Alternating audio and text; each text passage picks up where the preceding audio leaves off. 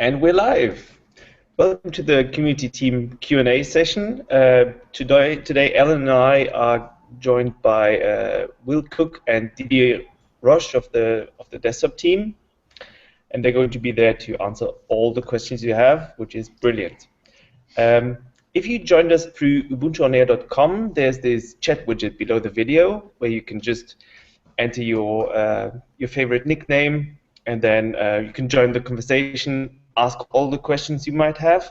Just make sure that you prefix them with question in capital letters so we can more easily pick them up. Alan, any introductory words from you?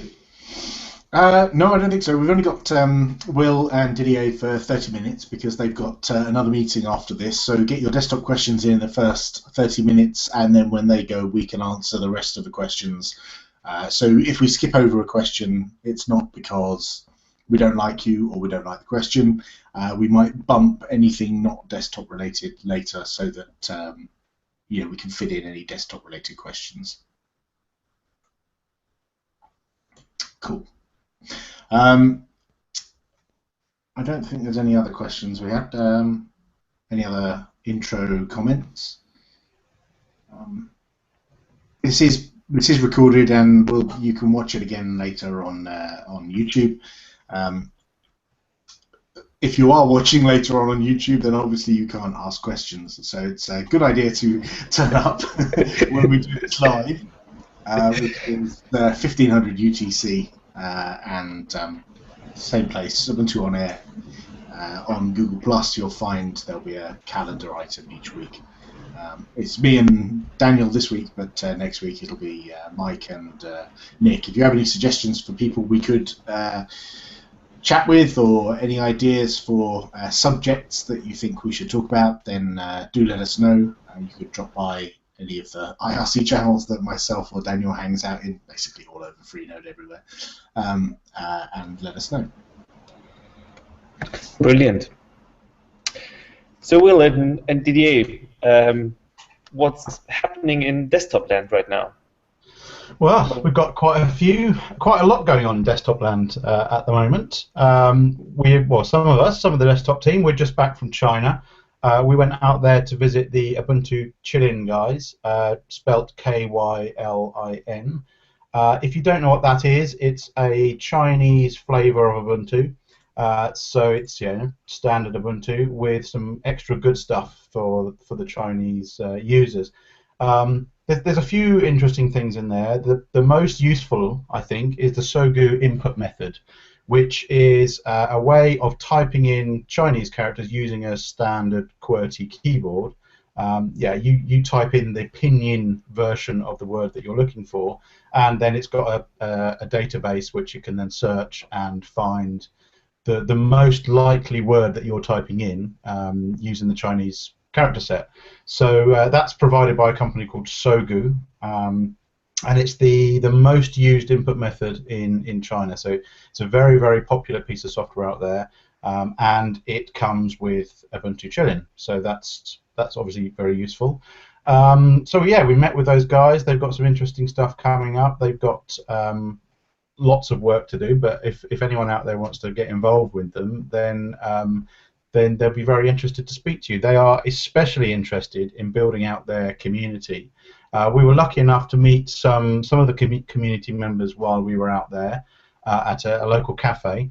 There's a lot of love for Ubuntu and a really good community going on. But if more people can get involved in that community to write apps or to log bugs or to do translations, there's plenty to do there. So anyone that's interested should check it out.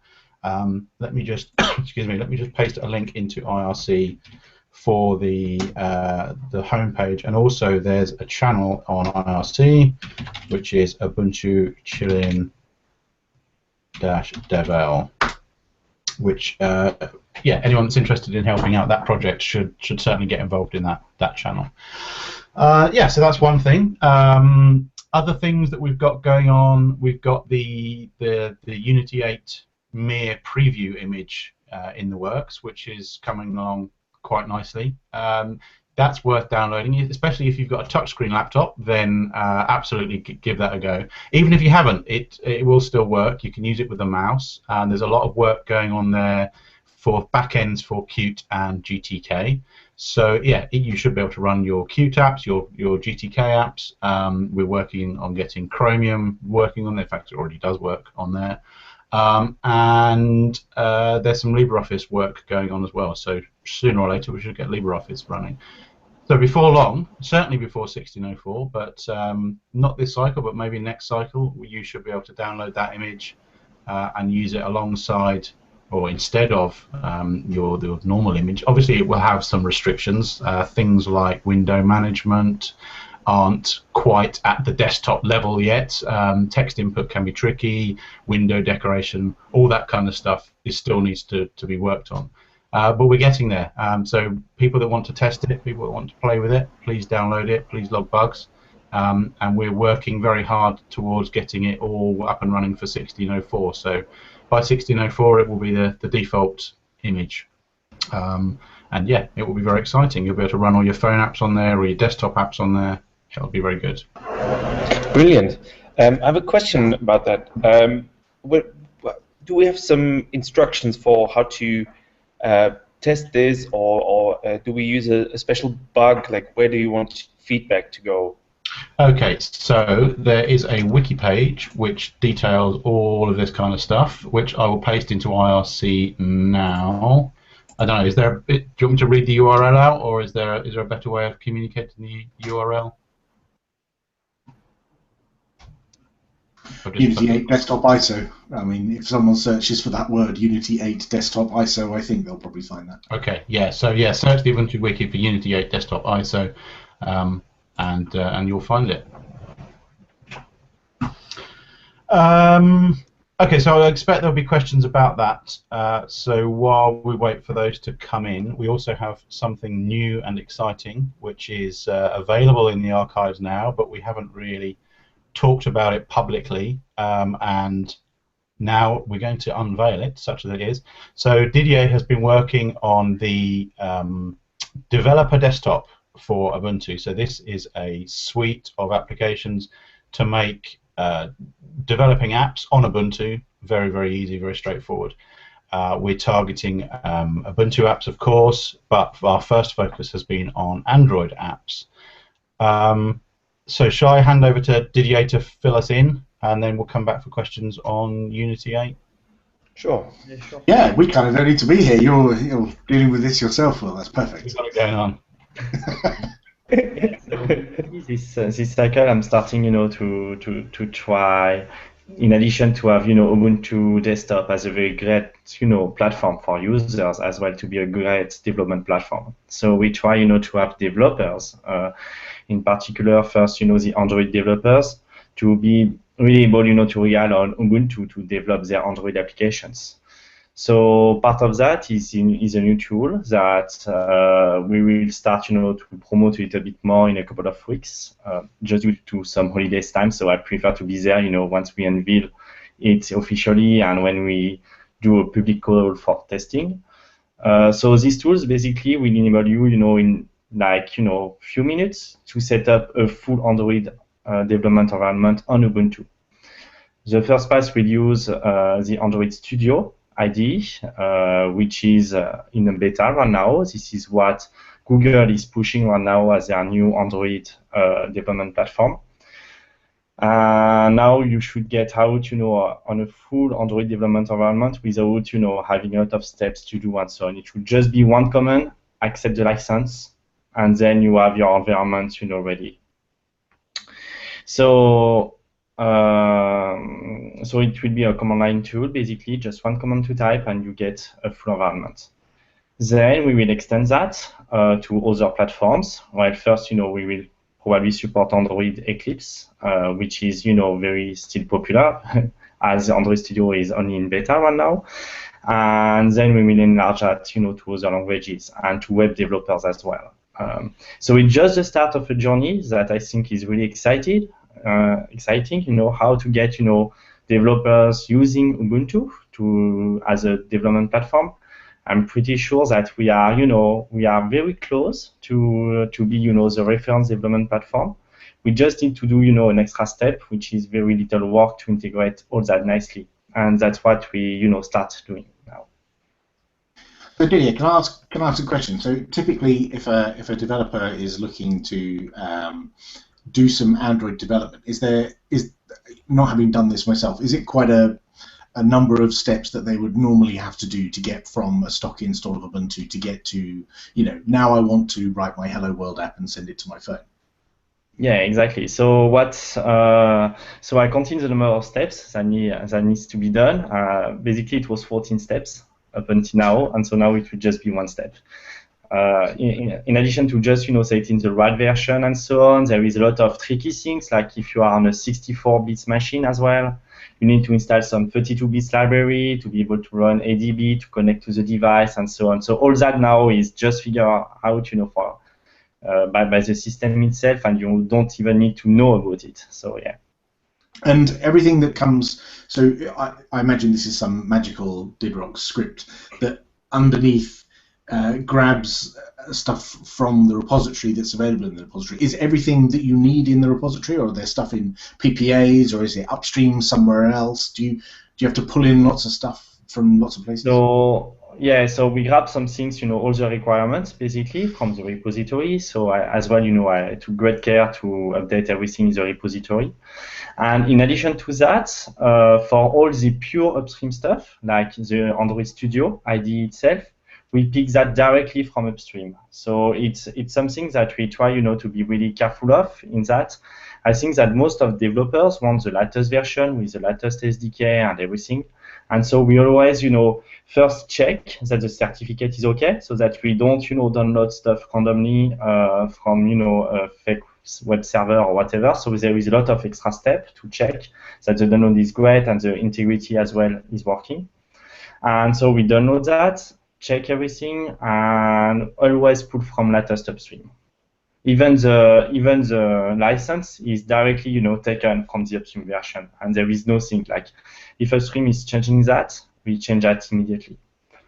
And we really push on the tests themselves, because as we rely on upstream, maybe their website will be broken, or maybe they change their URLs and so on. And so we have more than 279 tests. We are exactly actually 279 tests. And those tests are running daily. So we will have servers basically, which will try, to download every day to ensure that, people can still, install the latest version and so on. So is that so you don't get into a situation like used to happen with Adobe Flash installer and things like that? Exactly. Well, or if it's broken, we will know right away and we will fix, as soon as possible. But yeah, and I want as well, all those test results to be very publicly available and people can check and so on, and we can see, if we are good or not on the service. Last thing, I'm sure that a lot of people, especially developers, don't want to run the latest version. So in addition, to be available on Utopic right now, there will be, actually there is, but we will, push that to the backports themselves. But we will support Trusty, because we think that the LTS is very important for those consumers basically. And so we really need and we really want to support them. Awesome. I'm glad you said that. I'm still running Trusty here. So. Great. Excellent. Where do you want feedback about this? Like, how can people who do a lot of development get in touch and find out more? Yeah, so as I told you, in a couple of weeks, because I will be around again, I will just do a blog post. I think we will do maybe another follow-up session, in Ubuntu on Air, just to announce that, publicly, and ask for testing, so that we are sure we are going into the right direction, and as well, asking for feedback so that people can push in the direction they want to. I'm doing quite a lot of Android development on my spare time, so I think I know a little bit the requirements, but I'm really interested in other people to know about their workflow and what they think, where can we bring the value into this. Brilliant. Yeah, just judging from the feedback on IRC, there's a couple of folks who want to see screenshots. There's a lot of excitement. So maybe we can do a hangout just from your holidays when you're sitting by the pool with a cocktail or something. I will be actually, next to the sea, so it will be even better. Sounds good to me. So yeah, what Didier and I would like to do is get some UX-style personas set up. So we'll have a persona for an Android developer, for a new developer, a Juju developer, an Ubuntu developer, all of these things. We want to get all of these use cases mapped and understood, and then we'll be able to make sure that we're going in the right direction for everybody. So yeah, if you've got any strange use cases or any just generic use cases, then yeah, please feed them back to us. And then we can make sure that the direction we're going in is best for everybody. Sweet. Brilliant. Yeah, shall we have a look at the questions? Because there were a few desktop questions which already came in, and maybe from there you're going to have lots more stuff you can talk to us about. Okay, let me see.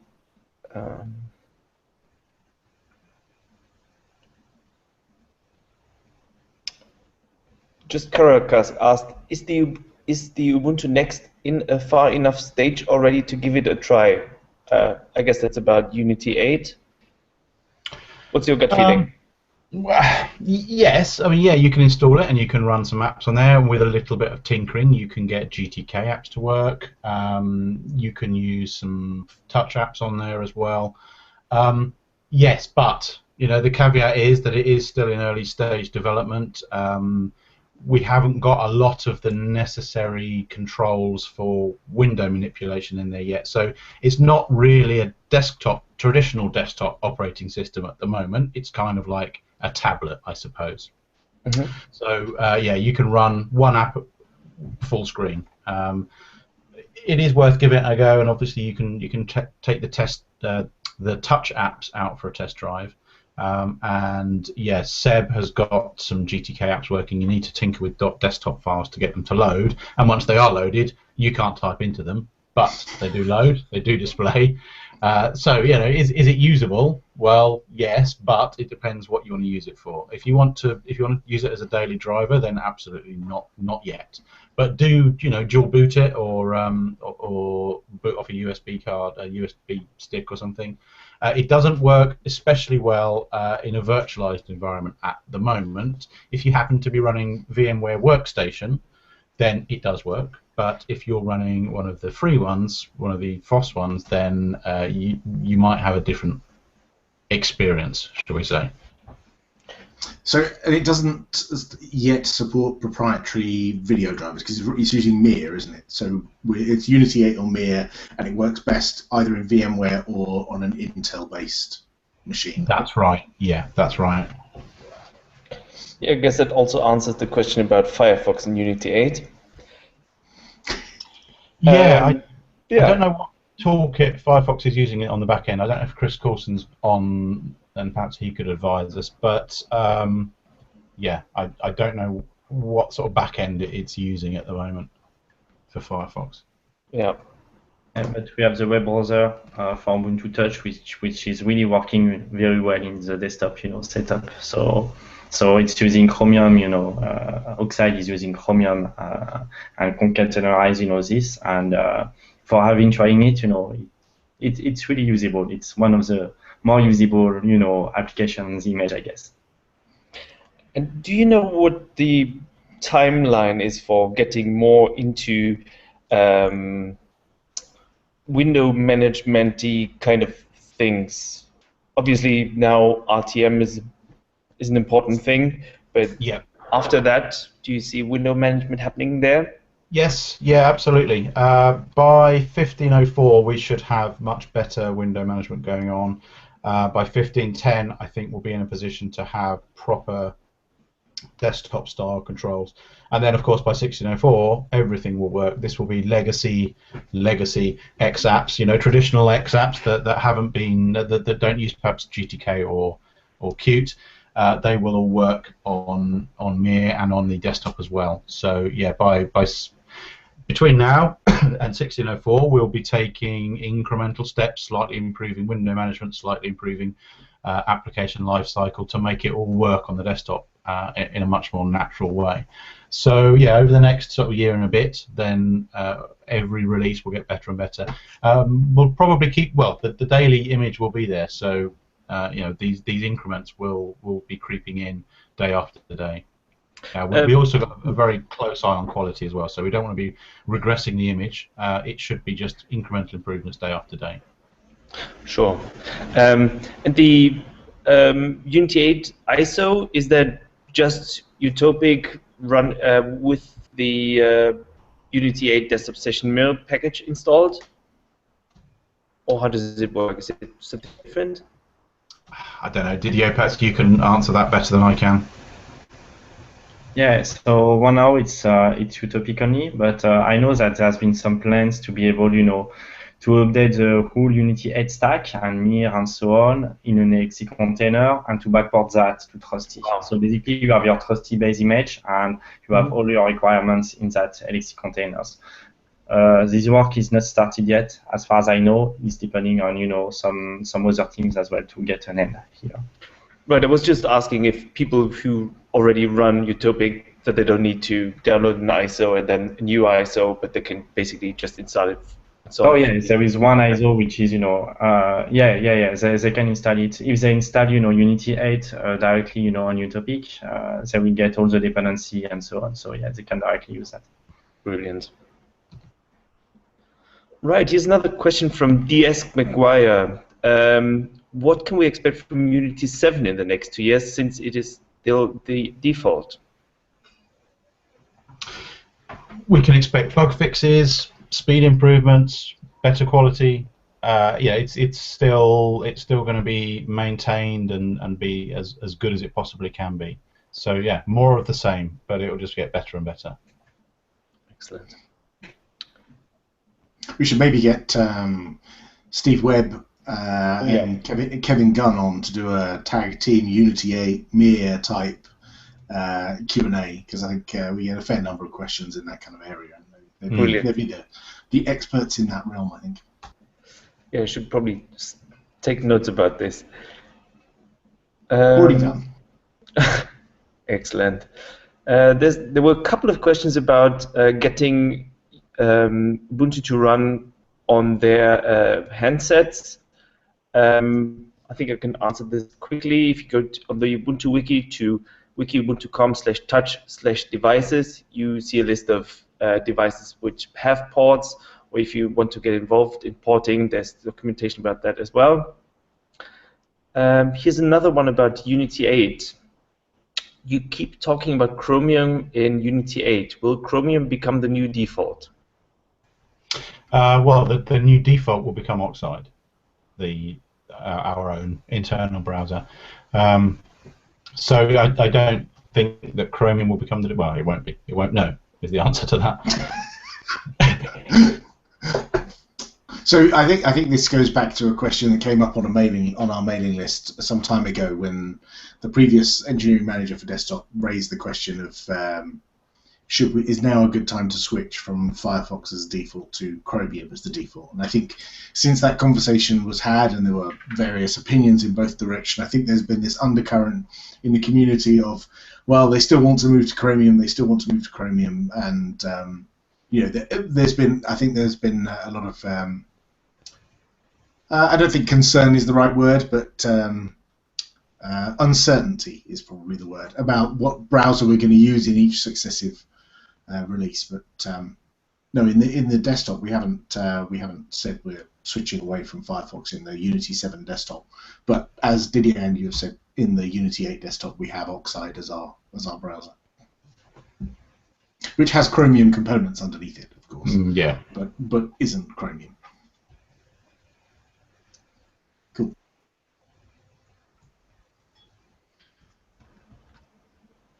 Next question. Yeah. I don't know. Do you know anything about the job scheduler used in Ubuntu? Doesn't sound like a very desktop question to me.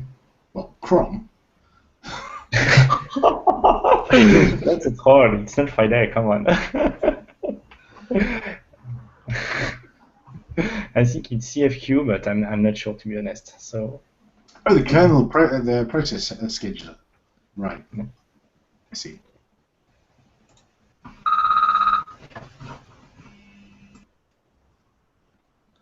Okay, it looks like the rest of the questions we can probably answer as soon as Will and Didier have gone to the next meeting. Is there anything you guys wanted to talk about before you drop off?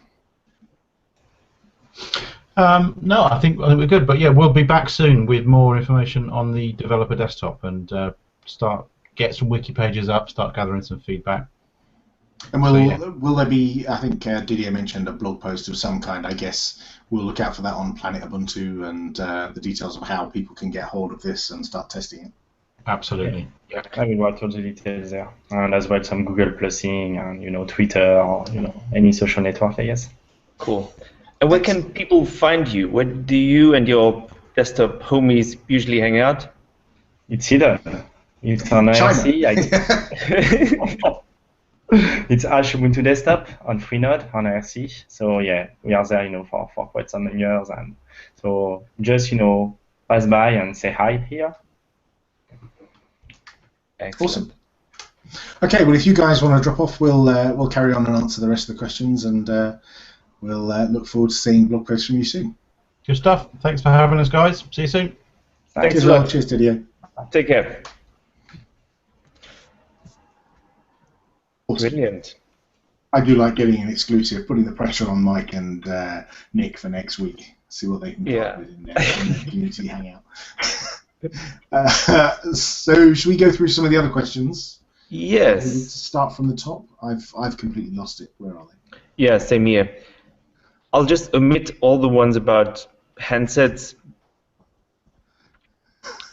Ubuntu on VMware. So, other routine kernel are run by kernel mode or user mode.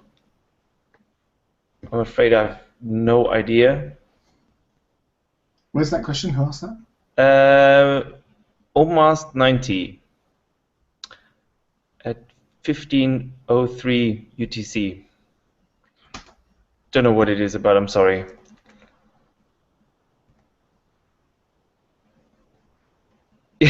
What's very funny is that Frost asked, is the version planned for developers? For example, for Android developers, even before Didier started talking. Sounds like an inside job to me. Wow. Not bad. Awesome. Okay, so yeah, almost 90. You might want to rephrase your question because neither myself nor Daniel can understand it. I'm sorry about that. So buzzing through the rest of the questions.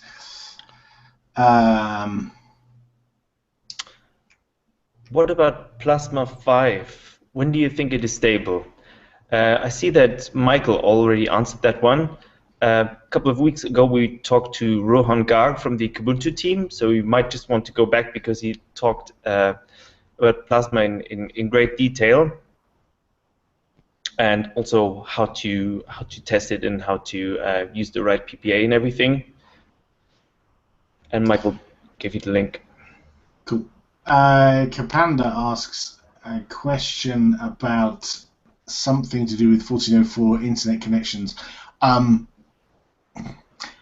Sounds like a tech support style question, which really should be thrown at Ask Ubuntu, or if it's a bug, then I would recommend, if you already know of the bug, then give us the bug link and we'll chase it up after the hangout.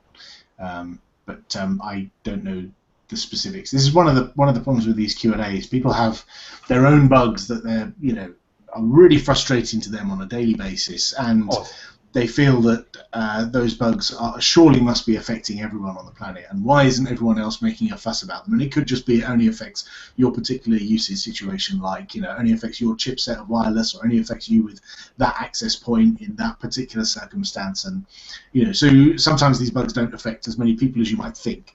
And so those of us who work on Ubuntu don't necessarily know about every single bug because we have a lot of them. But yeah, if you've got a bug number, throw it at us, and we'll take a look at it after the hangout. Yeah.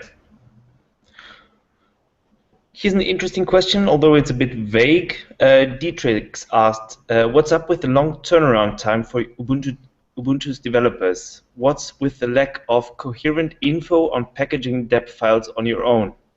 So I think I can maybe give some background information, and maybe you can rephrase the question a little bit.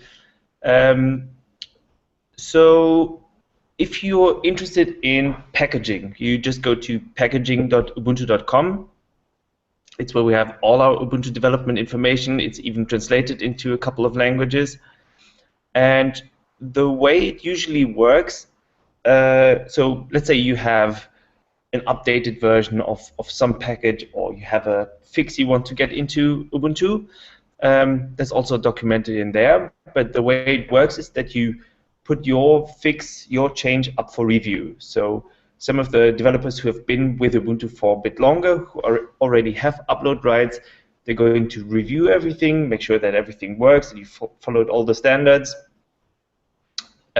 build it, test it, and then upload it for you. And once you've gone through that process a couple of times and build a bit of a reputation for being easy to work with and taking care of everything, you can apply for upload rights as well. One thing I take care of is to put together a schedule, so put everyone who has upload rights, at least the folks in Canonical, on the hook for doing reviews. So if you have a specific fix you're waiting to get in, and you make sure that you followed all the process to get it into Ubuntu, and it's still sitting there, nobody looking at it, let me know. Like, something I deeply care about. So if that's the long turnaround time you talked about, let me know and I'll look into it.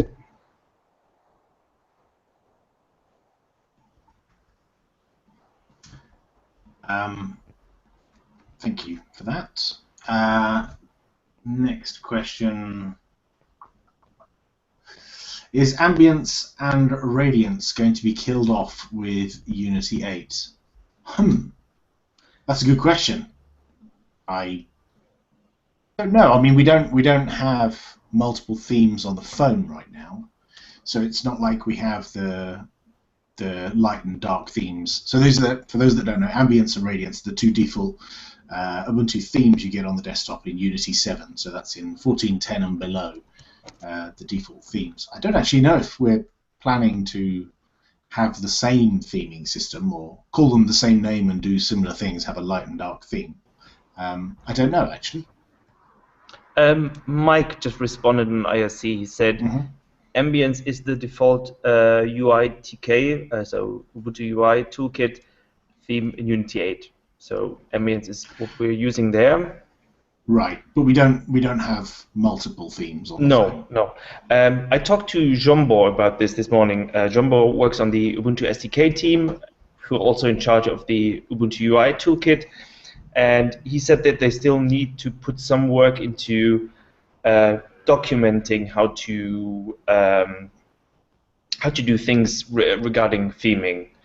Right now, you need to have a very good understanding of how the theming engine works, and that's probably not a huge list of people on the planet. But we're looking into this, or rather the SDK team, they're looking into this, and I expect there's going to be documentation soon how to do that.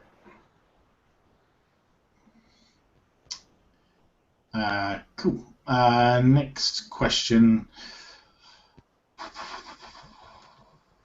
Kapanda asks, how do you go about finding a bug report? And Mike has answered that question for us, which is basically, we have documentation on how to file bugs on the wiki, and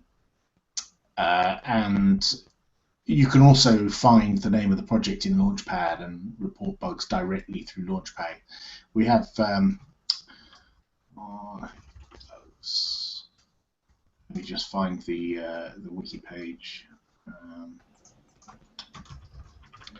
Basically, if you search for reporting bugs Ubuntu, you find it. Yeah. Ah, there it is. You found it before me. Awesome. Cool. Next question is from Nightmare. When do you expect Ubuntu Touch to become a serious competitor in the mobile space? Wow. That's a big question, isn't it? It is.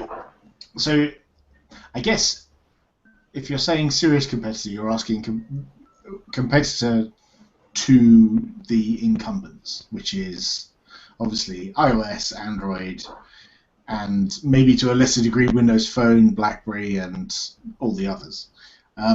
Given that all of those are available to buy in stores right now, we're not there yet. You can't buy a phone with Ubuntu pre-installed, right? So not yet.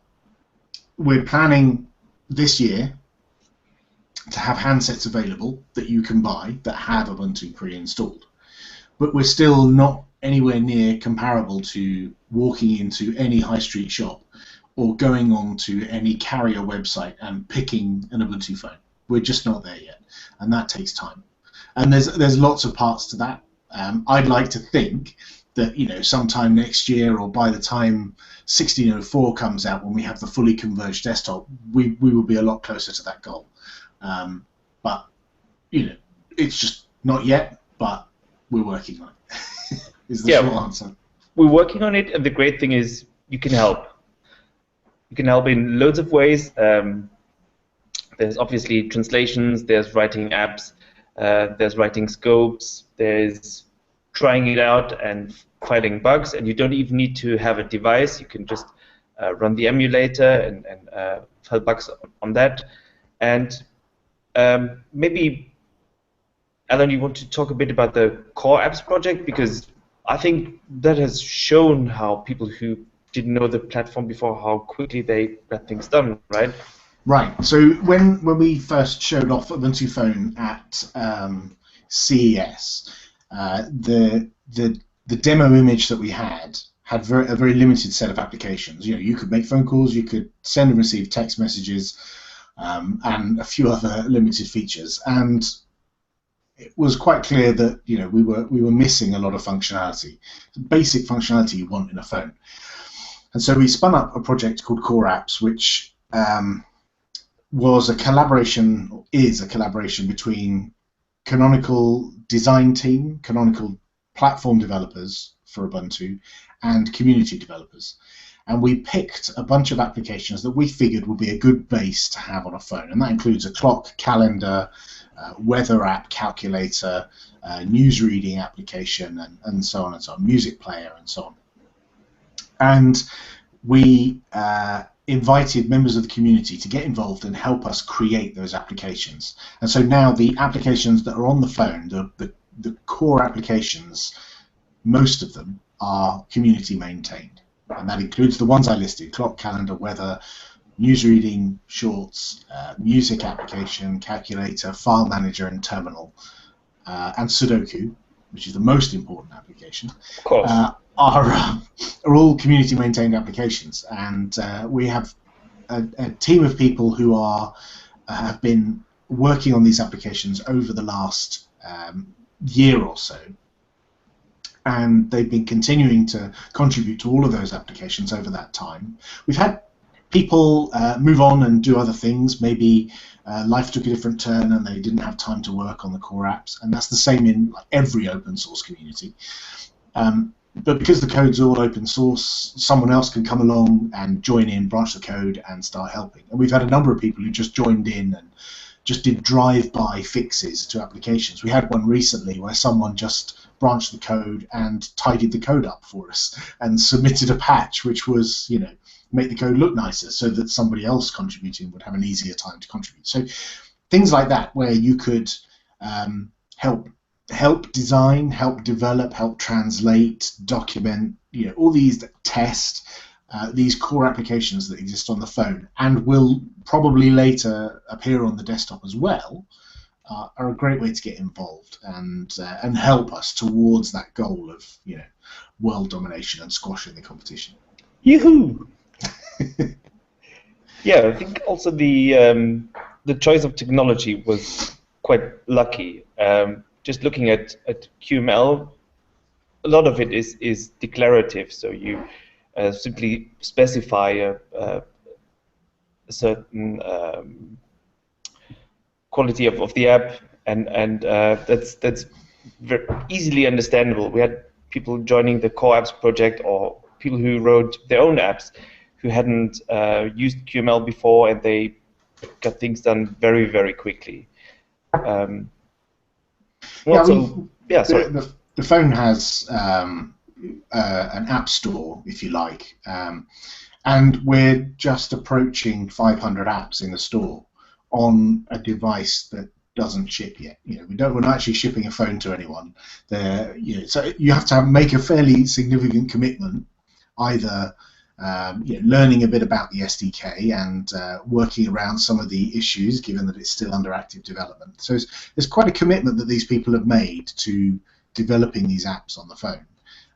But you don't have to make that much commitment, is what I'm getting at. It's possible to contribute in very, very small ways.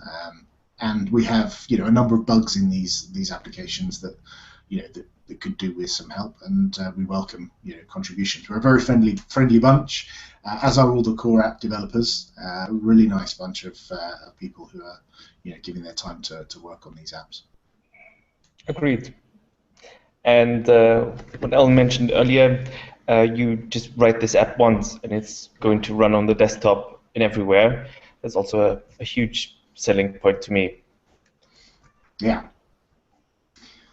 Should we move on to another question? Yeah, I guess we should.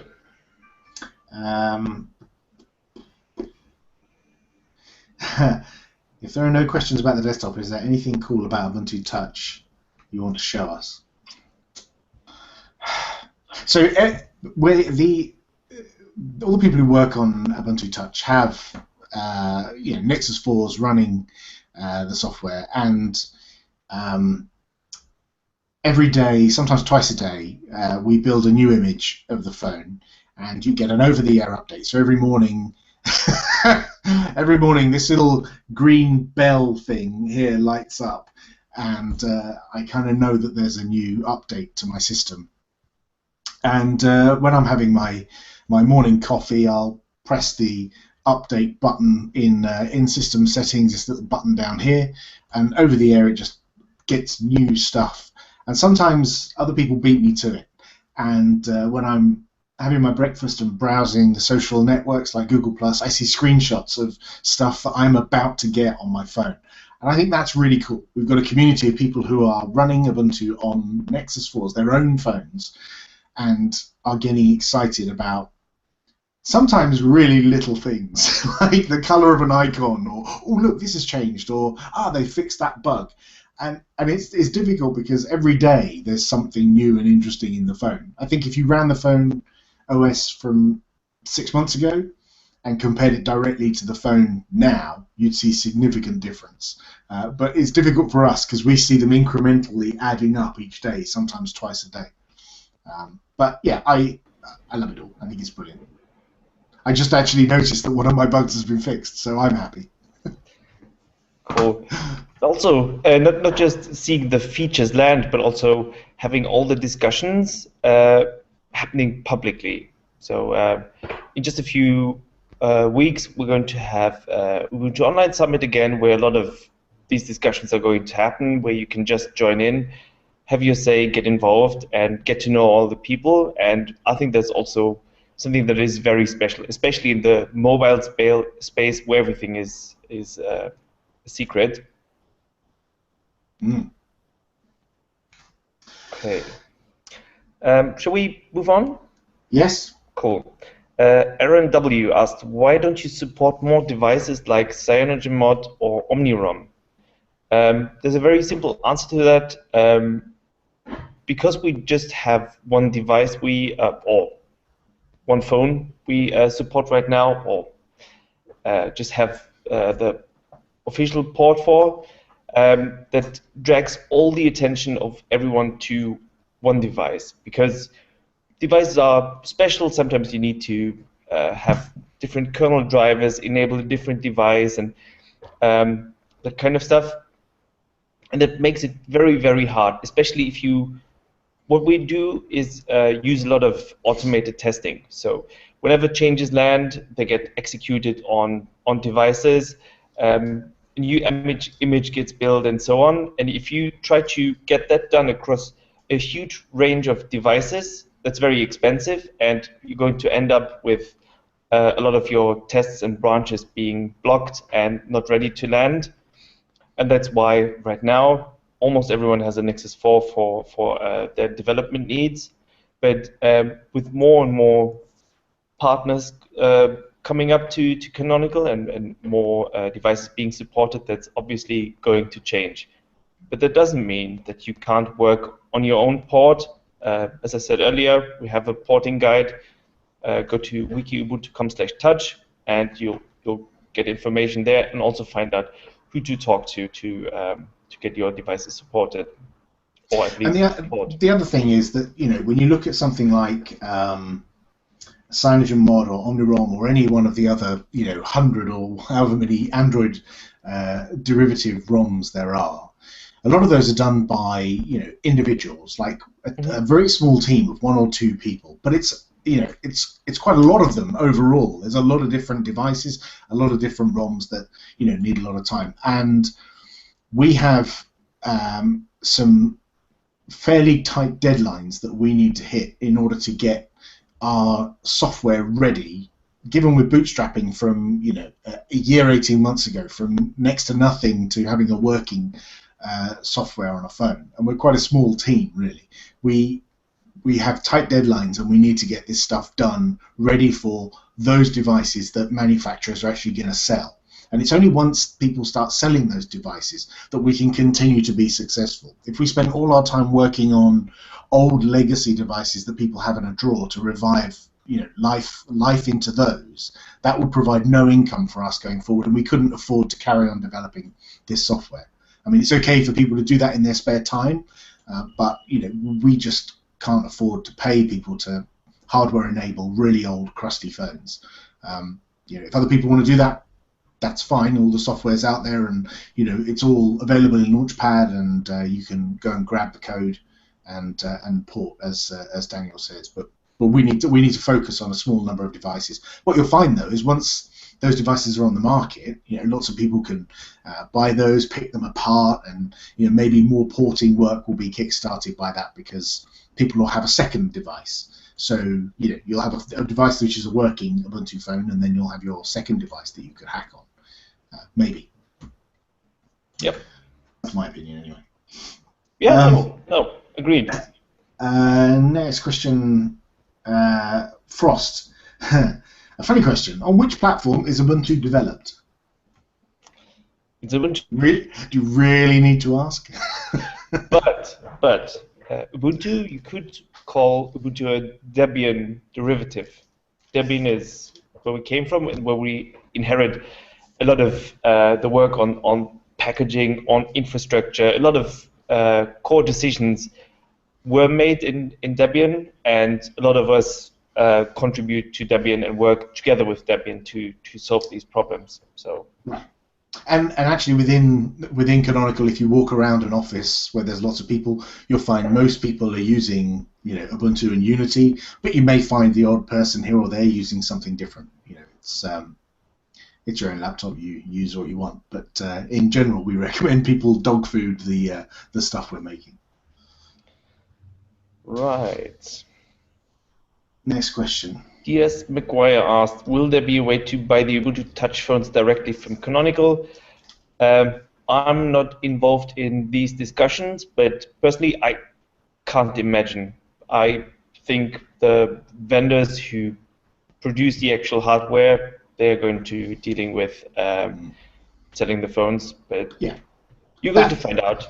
That does make sense. I mean, we're not a hardware company. We don't make any hardware, so it doesn't make sense for us to suddenly start making and selling our own phones. We have partners. They make phones.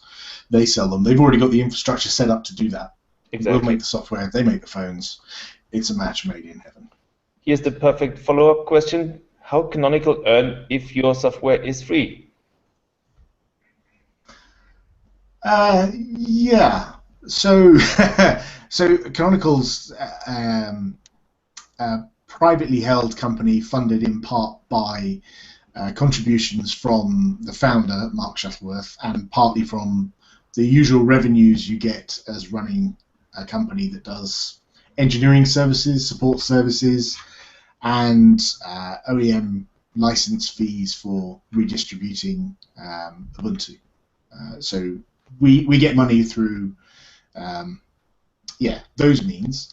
It's also possible to donate. When you download a copy of Ubuntu, there is a set of sliders that you can slide and pick and choose how much money you want to give to various parts of the project, or you can give none at all. That's fine.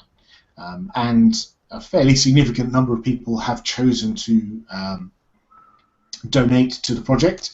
And it's really much appreciated, and we're very careful with what we do.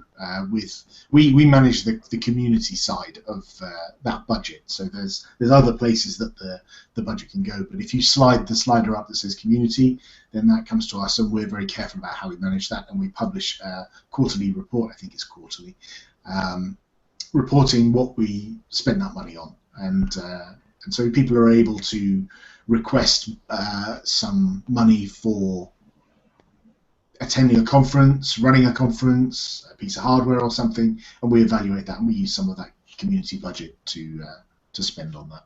And it's really nice to be able to unblock developers or people who need to go to a conference to demo some of the work they've been doing. And it's just beautiful. We can do that so easily. Right.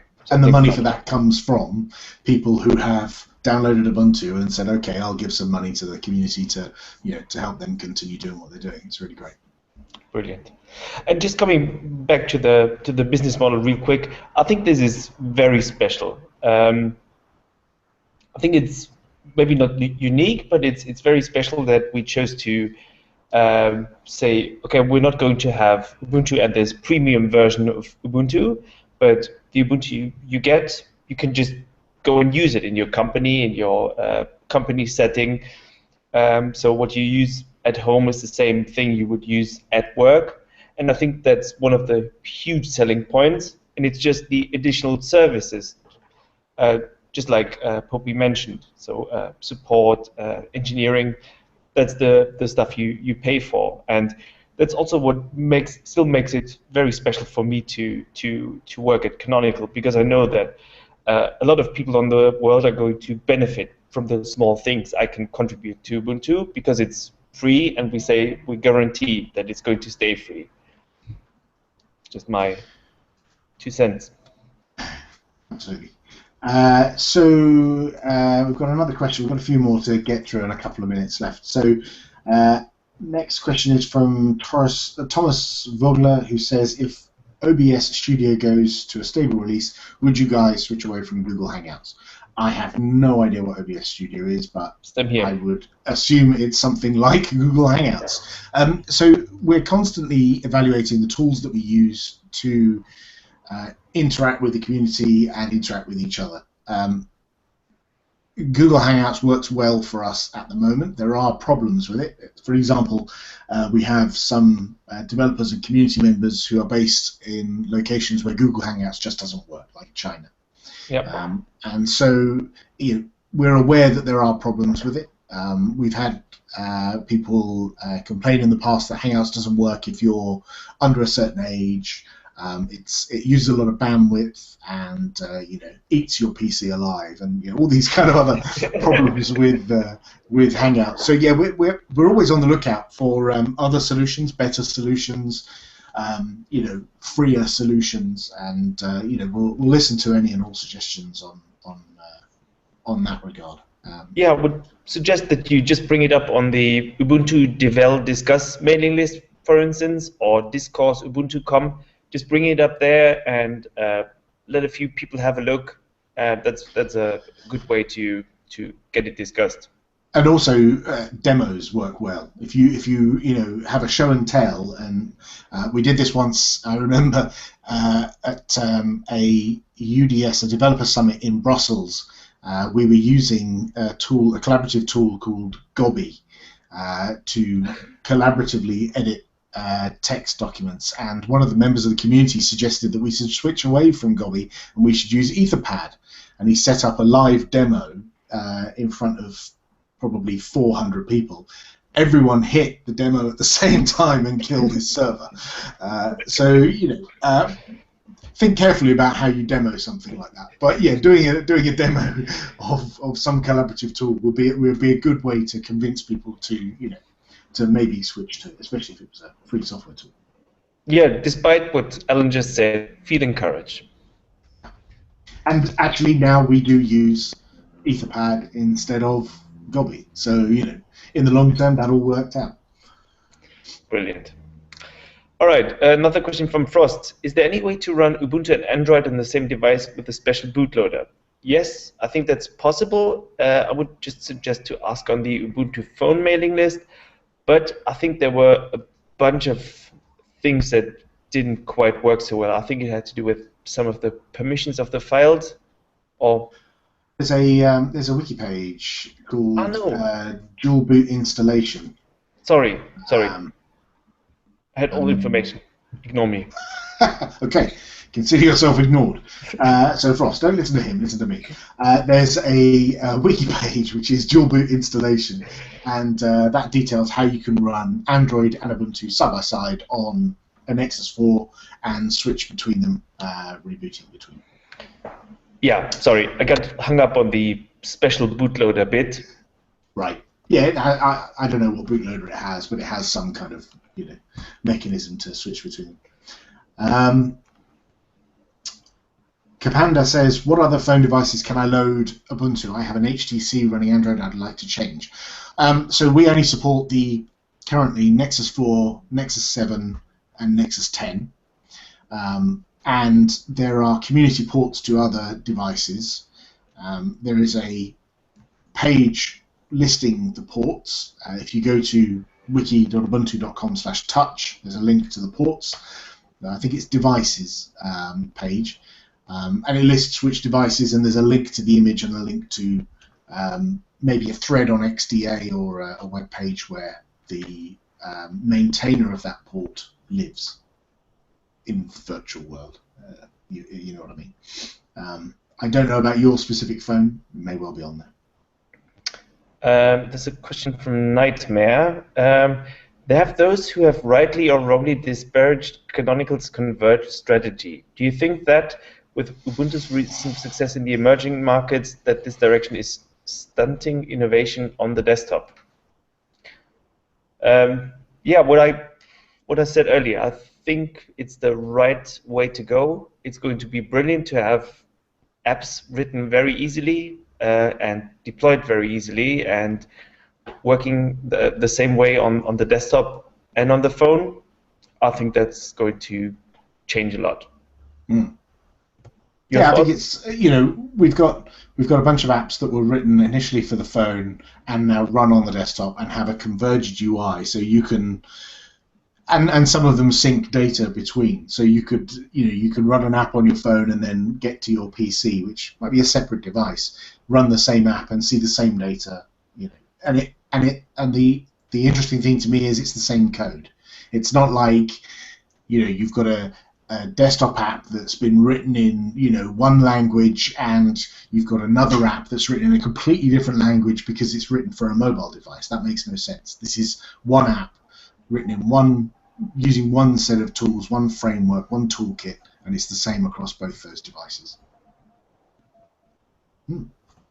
Brilliant. All right, a question from Anne Shield. What IDE is best for developing for Ubuntu? I'm glad you're asking that. If you go to developer.ubuntu.com, you get all the information you need for writing apps for Ubuntu. And when we use the Ubuntu SDK is based on Qt Creator. But all the information for how to install the tools, how to get everything set up, and how to start writing apps, you can find on there.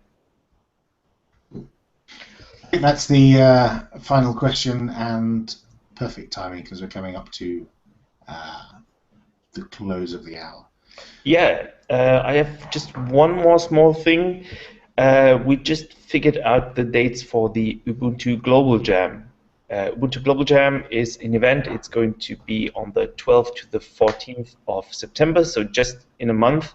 It's going to be a weekend where we have events around the world where people come together and make Ubuntu better by doing whatever they like. They do translations, documentation, fix bugs, write apps, all kinds of stuff. It's going to be brilliant. And we're going to have a hangout on Thursday, same time. Maybe an hour earlier. An hour earlier, I think. Yeah. So join us there if you're interested in this event. If you want to start planning an event locally, it's nothing huge. You don't need to do loads. Just get a room somewhere, invite your friends, all Ubuntu folks you know, and have a good time together. But we're going to talk about that a bit more in 2 days.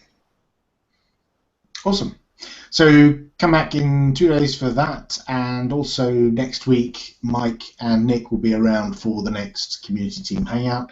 As always, let us know if there's anyone in particular you'd like us to talk to or any subject you want us to talk about, and bring your questions next time. Brilliant. All right. With that, have a great rest of your day and see you in a week. Thanks, Daniel. Bye. See you soon. Bye.